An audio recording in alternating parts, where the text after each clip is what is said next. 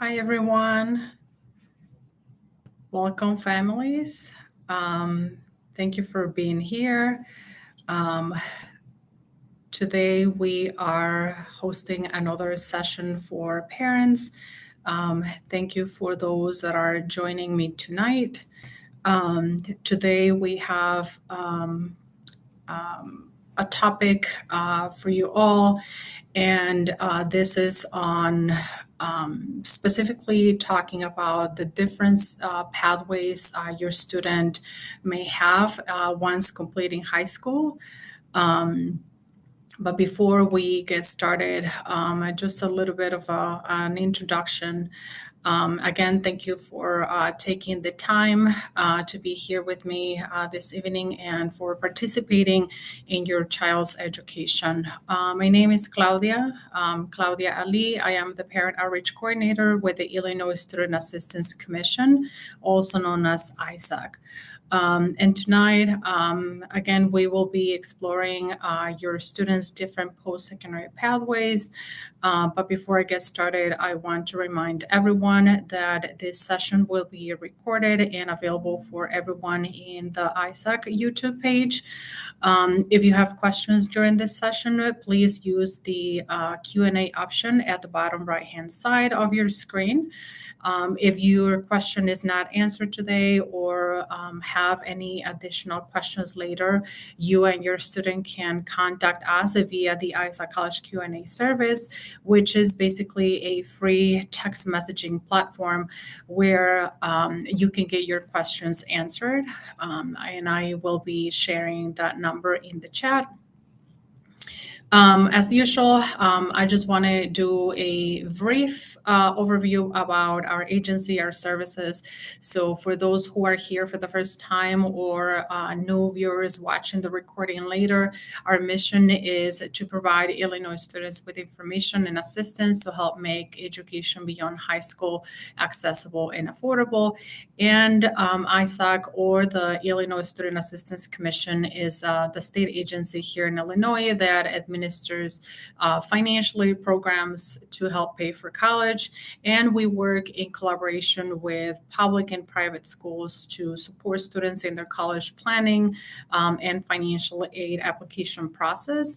We offer different services, but the two main components are the student and parent support. And these monthly live sessions are one way to help parents in their college going process with their child. So thank you again for being here with me. So let's get started. Again, as I mentioned at the beginning, the topic for today is about exploring the different pathways your student can take after high school. And I wanted to start by saying that there is not just one right pathway. Every student has different goals in mind. If your student is still undecided, it is important to have these conversations now, and those will help them find the right fit. And basically, my goal is to help you feel confident understanding those different options. I have a college student who started college last year, and he knew exactly what he wanted to do, but he decided not to do the traditional path, and I will be sharing a little bit later. Again, we know that every student learns differently, and because of that, college is not always the right starting point for some students.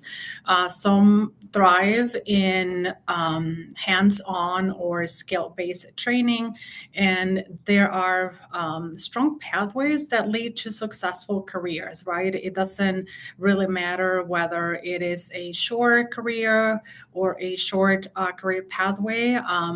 What matters is that the student feels comfortable doing what they're doing. So that's where certificate, technical, and trade programs come in. Um, Starting with the certificate programs, so these are short-term programs ranging from a few months to 1 year, and they teach specific skills. These programs are meant for students who want to quickly learn a skill or enter the workforce. And some examples of these certificate programs are medical and dental assistant, pharmacy technician, it could be like welding or IT support tech. And so basically, these certificate programs are fast, they're affordable, and they can lead to entry level jobs, but it also for further training. So they can use this as the beginning for more training in the future. On the other hand, we have the technical programs. And so these are programs that also provide hands-on technical training in a specialized field. They can also range from a few months, but this is a little bit longer programs. So these can take up to 2 years and often take place at community colleges or technical institutes. So again, these programs are meant for students who learn best by doing and one applied career focus training. And some examples of these technical programs are healing and cooling, or also known as the HVAC, cybersecurity, it could be another option, early childhood education, medical technician. It's another one that a lot of students enroll in. And so through these technical programs, students gain practical skills, they can earn certifications, and sometimes they can even earn college credits. So again, this is also if the student decides to do to go to a technical program, they can do that. And then later on, if they decide to move on with their education, they may have some credit accumulated. And then we have the trade program. So this is another option for the students. These are trainings for skilled trades, which are jobs that require mastering hands-on. These are often offered through apprenticeship unions or trade schools. And these programs are for students who prefer physical hands-on work. Some examples of these trade programs are electrician, plumber, carpenter, or metal worker. And these are often well paid. They offer, the apprenticeship where students earn money, but they also learn while performing the training, right? And again, these often lead to stable careers without even having a college degree. For instance, my husband was in the trades. He was a carpenter. He started through an apprenticeship program through the Carpenter Union, and he worked for a few years in the field. But then later on, even though a college degree was not needed, he decided to do his associate degree. While he was doing as a carpenter, he was receiving different trainings, different certifications. And again, this is a stable career, right? Even without having a college degree, a student can go for this trade program option. So, in summary, these three options are good for students who want job focus, hands-on training, right? So, not so much about long careers that require 2 to 4 years, and they're great options for those students who may not feel that the traditional college environment is the right fit for them. So now that we have looked at the certificate, technical, and trade programs, another good option for a student is a community college. So community colleges offer associate degrees that prepare students for careers.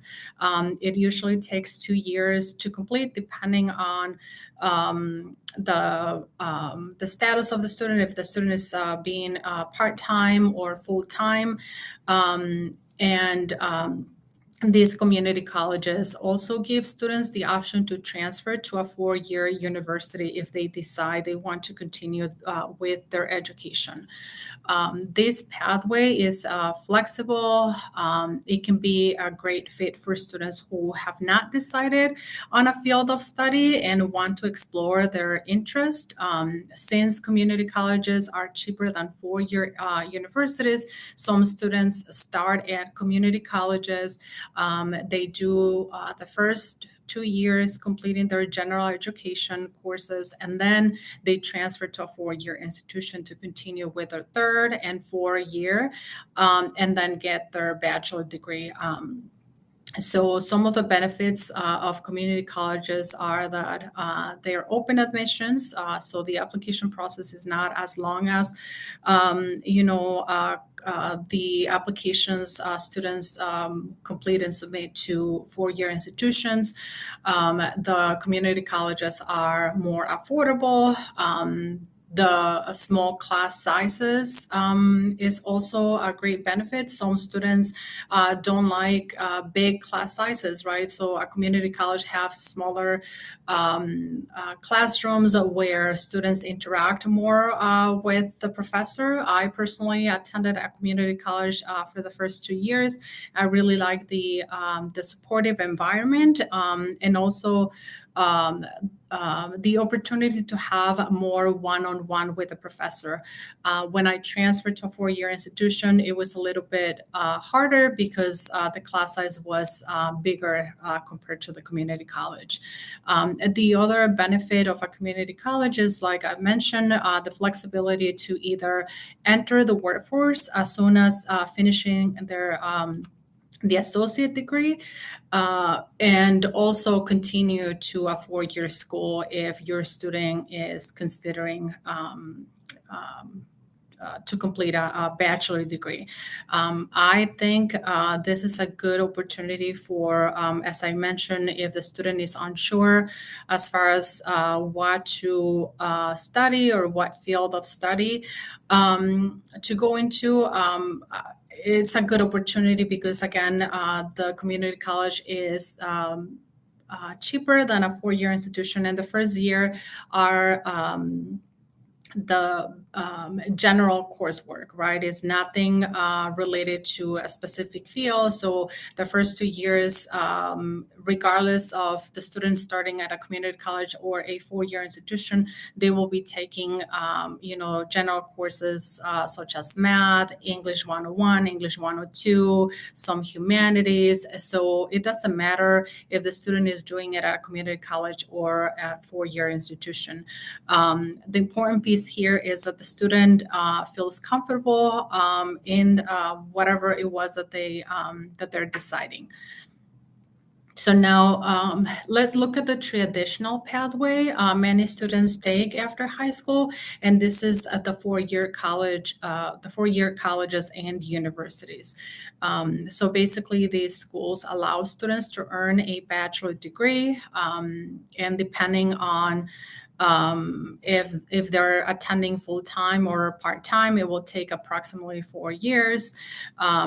The students get experience, they get to experience a full campus environment, from academics to extracurriculars. Depending on if the student is living on campus, they may have more opportunities to interact with other students, with different activities, and really being more involved in the college community. Many families are familiar with this pathway, but when considering this option, there are a couple of things to keep in mind. So students basically have the option to attend public or private institutions. Public universities are funded by the state and are usually more affordable for in-state students, while private schools may cost more but often offer additional scholarships or institutional aid. For instance, my brother attended and graduated from a private university here in Illinois on a full ride, which made it completely affordable for our family, and there was no need for student loans. So sometimes families may see that the cost of attendance from a private institution compared to a public is a big difference. But again, sometimes the financial aid the student receives can help, cover that big difference. Students also have the option to attend in-state or out-of-state universities. Attending an in-state school can save on tuition because in-state students who go to college in their state of residence have, the state tuition rate. But out-of-state schools can provide, sometimes unique programs that the student might be interested. They may offer experiences and opportunities to explore different places, and in some cases, the financial assistance may be higher, right? So I had a conversation with a family whose student decided to go to another state. This college was a private institution, and they were offering a really good scholarship to the student. At the end, when they were comparing the colleges and universities from the state of Illinois and somewhere else, it was cheaper to go away. Again, as a parent, you know your child better. You know what is important for them, right? So ultimately, the best choice is the one that fits your student academically, socially, and financially as well. I think for us parents, that's one of the most important pieces, right? How are we going to pay for this college? So keeping in mind that we are the ones who know our children best, and that every student's pathway is unique, is important. So as we have explored, there are, the three main pathways after high school. So we have the certificate or technical or trade programs. We have the community colleges for an associate degree or to transfer to a four-year school. And we have the four-year colleges that provide bachelor degrees to students. And they could be in-state, out-of-state, it could be public, private, right? So when helping your student explore these different options, it is important to ask the right questions so they can find the right path that fits best for them, right? So as a parent, some of the questions that are important to check in with your student are, what are your educational goals? Do you enjoy school and academic learning, or do you prefer hands-on work? Right. So, do you want to enter the workforce quickly, or do you want to continue with your education a little bit longer? Are you interested in the traditional four-year college experience, and do you want to stay close to home, or are you open to moving to other schools for other opportunities? So I think these questions can help your student reflect on their interest, strengths, and goals. So together with your child, you can find the right fit for them, right? So I think this is very important conversations that we can have with our students. So now that I talk a little bit about the different pathways your students can take, the next important piece to understand is the cost of attendance or CAO. So no matter what option your student chooses, one of the biggest questions families have is, how much will this cost, right? Am I going to be able to cover the cost of one academic year? So understanding the cost of attendance helps you plan and compare the different options. The cost of attendance is the estimated cost for a student to attend a college or training program for one academic year. And I want to highlight that the cost of attendance is not just tuition. It includes everything a student would need for 1 year. So the cost of attendance is made up of several parts. So we're talking about the tuition and fees, which this is what the school charges for classes and campus services. It also includes room and board, which this is about housing and meals, whether the student lives on campus, off campus, or at home. The cost of attendance, we're also talking about transportation. So it could be gas, it could be parking, it could be bus passes or travel expenses if students live away from home. And then we also have to think about the personal expenses. So things like toiletries, laundry, clothing, phone bill, and any other daily needs, right? So all of this adds up to what is called the cost of attendance. So a lot of the times, families only think of the tuition and fees and they forget about the other expenses. And then when the student starts, needing all the additional money, that's when we start trying to figure things out.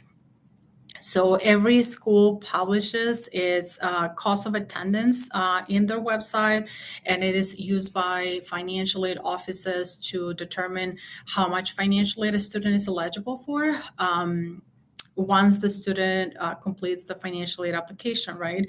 So this is important because sometimes a school that looks expensive may actually be more affordable once the financial aid is applied. As I mentioned, with my brother who attended a private institution, the difference between the private and the public was a huge difference. But once he applied for financial aid, once the university provided him with scholarships, it was cheaper compared to the public university to which he was accepted.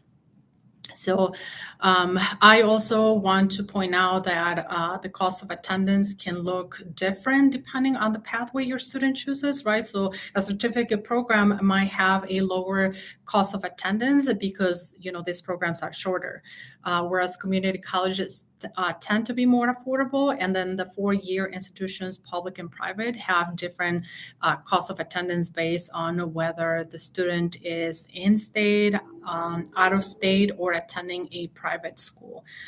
Sometimes or something that I want to highlight here is that the cost of attendance is not the amount your family will actually pay out of pocket. Think of it as the school's full sticker price, but not necessarily your price, right? So students may be eligible for different type of financial aid, as I mentioned.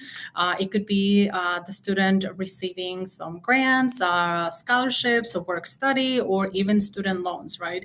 Some students even receive enough financial aid to cover most or all of their cost of attendance. So don't be afraid when you see these high prices. Again, it is important that if your student is interested in, a 4-year institution, public, private, let them apply for financial aid, and then compare what will be your out-of-pocket cost.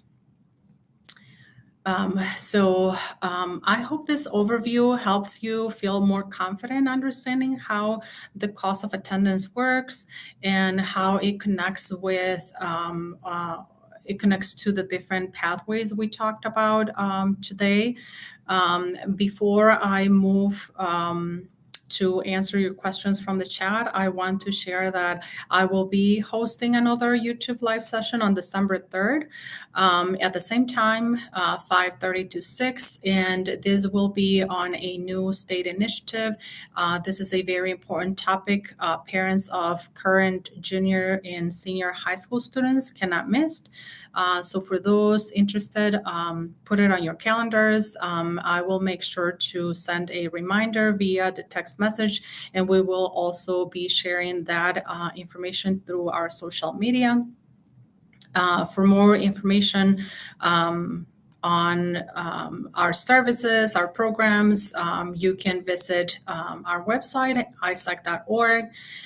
Also, as a reminder, we have different support systems, so your student can connect with one of our ISAC core members to assist them in the college planning and financial aid process.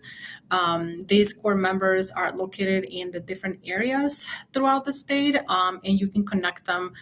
You can connect with them by visiting the ISAC student portal that I will also be sharing in the chat. And then at this time, I am going to transition to answer your questions. So feel free to drop them in the chat, and I'll do my best to answer or address as many as I can.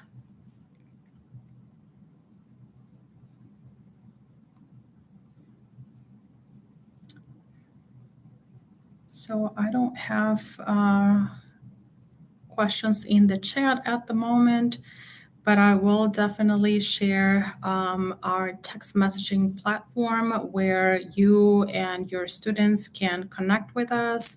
You can send us your question, concerns. So let me pull that up.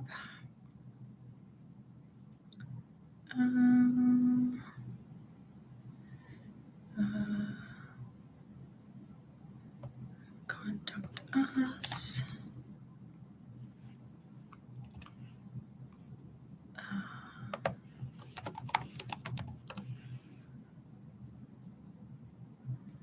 Okay, so I am sharing the text messaging service. There is the English line and the Spanish line. Again, students and parents can send us your questions, concerns, and we'll answer it through there. If you need to check our website, it's isac.org. For those parents who are here tonight or who will be watching this recording, I want to also remind you that we have a virtual assistant to help you with your financial aid applications. So I will also share that in the chat.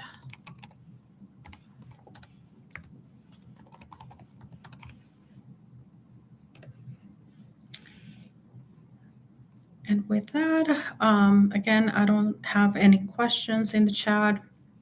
Feel free to send us your question if you don't have questions right now.